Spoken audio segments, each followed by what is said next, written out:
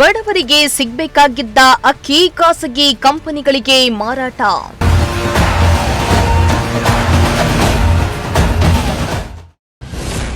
ಲೋಕಾಯುಕ್ತ ಪೊಲೀಸರಿಂದ ಏಕಕಾಲಕ್ಕೆ 22 ಕಡೆ ದಾಳಿ.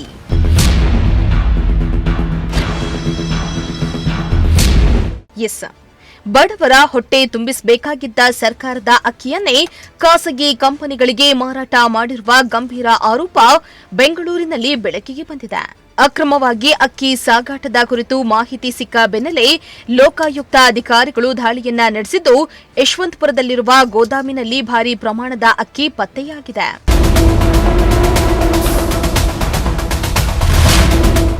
ಇನ್ನು ದಾಳಿಯಲ್ಲಿ ಯಶವಂತಪುರದ ಗೋದಾಮಿನಲ್ಲಿ ಒಟ್ಟು 240 ಕ್ವಿಂಟಲ್ ಅಕ್ಕಿ ಮೂಟೆಗಳು ಪತ್ತೆಯಾಗಿದ್ದು, ಅರ್ಹ ಫಲಾನುಭವಿಗಳಿಗೆ ತಲುಪಬೇಕಾಗಿದ್ದ ಅಕ್ಕಿಯನ್ನ ಬಿಲ್ಲಿಲ್ಲದೆ ಖಾಸಗಿ ಕಂಪನಿಗಳಿಗೆ ಮಾರಾಟ ಮಾಡಲಾಗಿದೆ ಎಂಬ ಆರೋಪ ಕೇಳಿಬಂದಿದೆ.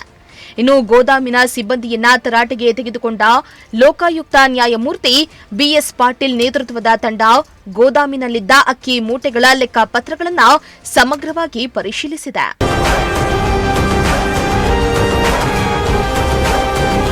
ಇನ್ನು ಈಗಾಗಲೇ ಅಕ್ಕಿ ಸಾಗಾಟಕ್ಕೆ ಬಳಸಲಾಗಿದ್ದ 2 ಖಾಸಗಿ ಲಾರಿಗಳನ್ನು ಪೊಲೀಸರು ವಶಕ್ಕೆ ಪಡೆದಿದ್ದು 76 ಅಕ್ಕಿ ಮೂಟೆಗಳನ್ನು ಜಪ್ತಿ ಮಾಡಿದ್ದಾರೆ.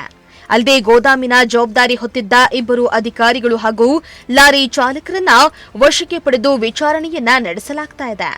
ಉಳಿದ ಸುಮಾರು 100 ಕ್ವಿಂಟಲ್ ಅಕ್ಕಿಯನ್ನ ಖಾಸಗಿ ವಲಯಕ್ಕೆ ಮಾರಾಟ ಮಾಡಿರುವ ಶಂಕೆ ವ್ಯಕ್ತವಾಗ್ತಾ ಇದೆ.